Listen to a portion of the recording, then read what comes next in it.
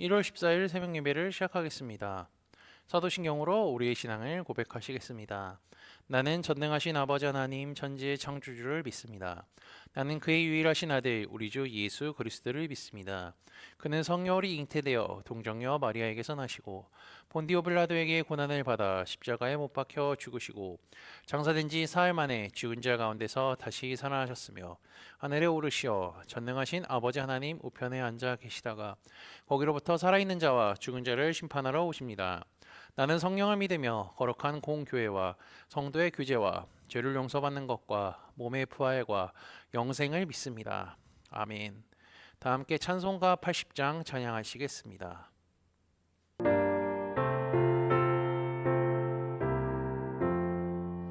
천지에 있는 이름 중 귀하고 높은 이름 주 나시기 전 지으신 우주의 이름 예수 주 앞에 내가 엎드려 그 이름 찬송함은 내 귀에 들린 말씀 중 귀하신 이름 예수 주 십자가에 달릴 때 명패에 쓰인 대로 저 유대인의 왕이요 곧 우리 왕이시라 주 앞에 내가 엎드려 그 이름 찬송함은 내 귀에 들린 말씀 중 귀하신 이름 예수 지금도 살아계셔서 언제나 하시는 일 나 같은 죄인 부르사 참 소망 주시도다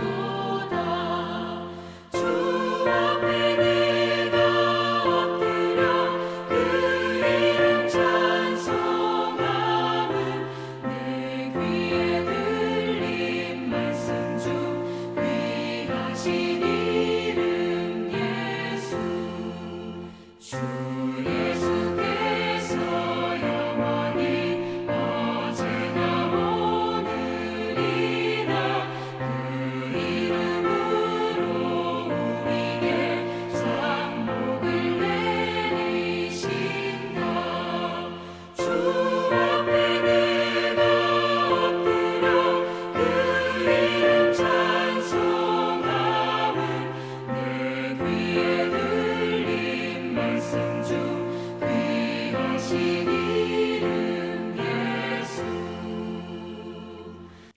우리 공동체의 성령 읽기 본문은 마태복음 1장 2장입니다. 그중 1장 18절에서 25절까지를 읽고 말씀을 나누도록 하겠습니다. 예수 그리스도의 다심은 이러하니라. 그의 어머니 마리아가 요셉과 약혼하고 동거하기 전에 성령으로 잉태된 것이 나타났더니 그의 남편 요셉은 의로운 사람이라 그를 드러내지 아니하고 가만히 끊고자 하여 이 일을 생각할 때 주의 사자가 현몽하여 이르되 다윗의 자손 요셉아 내 아내 마리아 데려오기를 무서워하지 말라. 그에게 잉태된 자는 성령으로 된 것이라. 아들을 낳으리니 이름을 예수라 하라. 이는 그가 자기 백성을 그들의 죄에서 구원할 자이심이니라 하니라. 이 모든 일이 된 것은 주께서 선지자로 하신 말씀을 이루려 하심이니 이르시되 보라 처녀가 잉태하여 아들을 낳을 것이요 그의 이름은 임마누엘이라 하리라 하셨더니 이를 번역한즉 하나님이 우리와 함께 계시다 함이라. 요셉이 잠에서 깨어 일어나 주의 사자의 분부대로 행하여 그의 아내를 데려왔으나 아들을 낳기까지 동침하지 아니하더니 나음의 이름을 예수라 하니라. 아멘. 성령 읽기표에 따라서 오늘부터 약 3주간 마태복음을 읽도록 하겠습니다. 마태복음은요, 공간복음서로 마가복음, 누가복음과 공통된 관점이 존재하죠. 그리고 마태복음은요, AD 80년경에 쓰여졌습니다. 그리고 저자는 예수님의 제자인 마태라고 할 수 있죠. 그의 원래 직업은 세리였으나 예수님의 부르심을 받아 주님을 따르는 삶을 살게 되었죠. 이 마태복음이 쓰인 이유는요, 예수 그리스도께서 유대인들이 오랫동안 기다렸던 메시아고 이스라엘의 참된 왕이심을 강조하기 위해 쓰여졌습니다. 그리고 그 주장을 뒷받침하기 위하여서 마태복음 1장을 바로 피면요, 아브라함부터 예수님에 이르는 족보가 기록되어 있을 뿐만 아니라, 그리고 마태복음을 읽다 보면 예수님을 다윗의 후손, 다윗의 자손이라는 표현을 또 적어 놓기도 했죠. 그리고 이제 마태복음의 신학적인 관심은요, 다른 복음서들도 마찬가지겠지만 기독론에 초점을 맞추고 있습니다. 이는 예수님이 누구인지 설명하고요, 예수님이 하나님의 아들이심을 선포하고 있다는 거죠. 게다가 마태복음은요, 다른 복음서와 달리 교회라는 단어를 사용하고 있습니다. 2번 정도 사용되고 있는데요. 마태복음 18장을 보면 교회의 규칙에 대한 설교로 이루어지고 있고, 이것으로 보아 마태는 교회를 중요한 주제라고 생각하고 있습니다.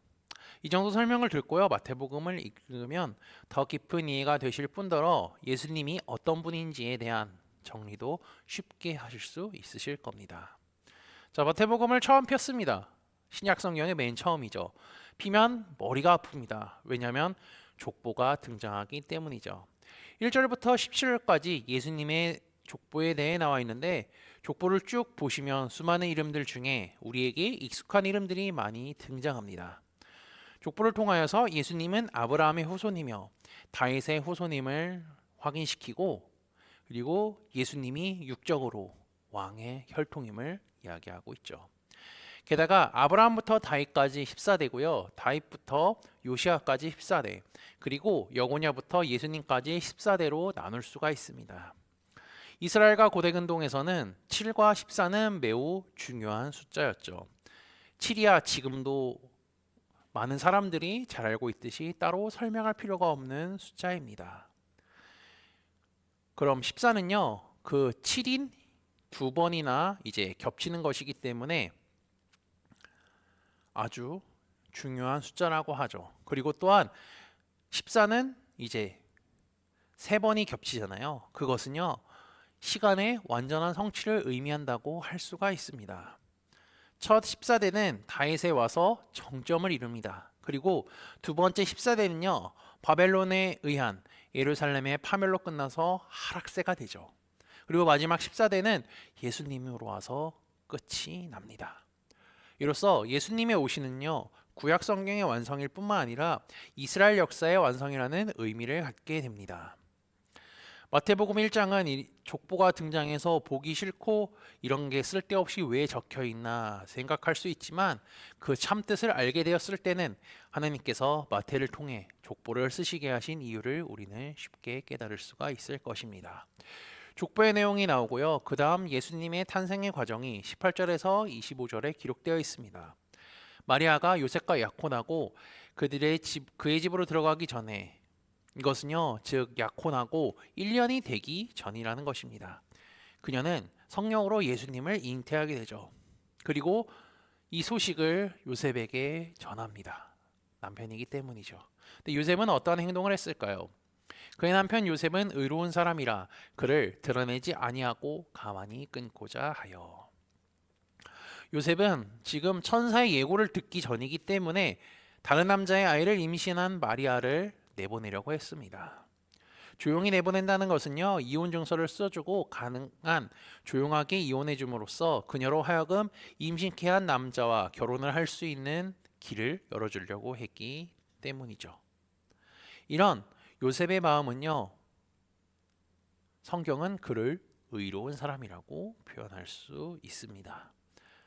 요셉은 이 일을 생각하며 참 머리가 아팠을 것입니다. 그리고 깊은 고뇌에 빠지게 되었죠. 그때 천사가 나타나 그의 고민을 해결해 줍니다. 다윗의 자손 요셉아, 내 안에 데려오는 것을 무서워하지 말라. 그에게 잉태된 자는 성령으로 된 것이다. 그러면서 아들을 낳을 것이라 하며 이름을 예수라고 지으라고 하죠. 예수 이름의 뜻은 자기 백성을 죄에서 구원할 자라는 겁니다. 이는 예수님이 이 땅에 오신 이유와 목적에 대해 정확히 알려주고 있습니다. 게다가 예수님이 태어나는 것은 구약의 말씀을 이루기 위함이라고 덧붙이죠. 본문 23절의 말씀은요, 이사야 7장 14절의 인용입니다. 그리고 예수님의 이름을 임마누엘이라고 부르는데 이는 하나님이 우리와 함께 계시다는 거죠. 그리고 이 칭호의 의미는 마태복음 28장 20절에도 확인할 수가 있습니다. 즉 임마누엘은요, 아기로 태어날 예수님이면서 동시에 부활해서 영원히 그의 백성과 함께 계실 예수님을 의미하는 것이죠. 요셉은 이제 잠에서 깨어서 전사의 명령대로 즉각 순종합니다. 마리아를 자신의 집에 데려오고요, 아기가 태어나자 그 이름을 예수라고 붙여줍니다. 요셉이 예수님의 이름을 붙여줬다는 것은 아버지의 권리를 행사하는 것으로서 예수님이 법적으로 공개적으로 다윗의 자손이 되었다는 것을 공표하는 것과 같죠. 예수님은 하나님께서 구약 성경에서부터 약속하신 메시아입니다. 하나님께서는 예수님을 신약 시대에 보내어 구약에서부터 하셨던 약속을 이루셨을 뿐만 아니라 죄에 빠져 죽을 수밖에 없는 인간을 구원하시기 위해 예수님을 이 땅에 보내셨습니다. 하나님께서는 독생자 예수님을 보내시는 것이 쉽지 않았을 것입니다. 왜냐하면 예수님은 십자가에 못 박혀 죽으셔야 했기 때문이죠.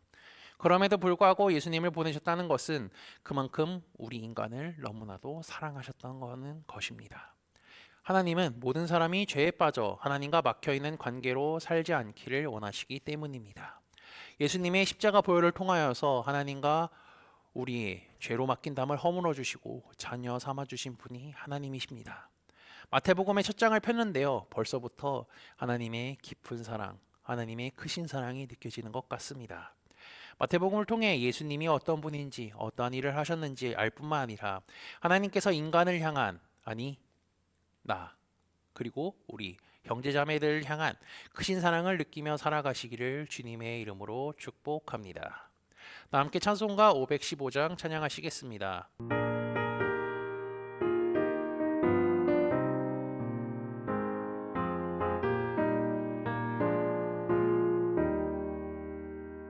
눈을 들어 하늘 보라 어지러운 세상 중에 곳곳마다 사랑 영의 간식 소리 들려온다. 빛을 잃은 많은 사람 길을 잃고 헤매며 형제처럼 기진하니 믿는 자여 이할고.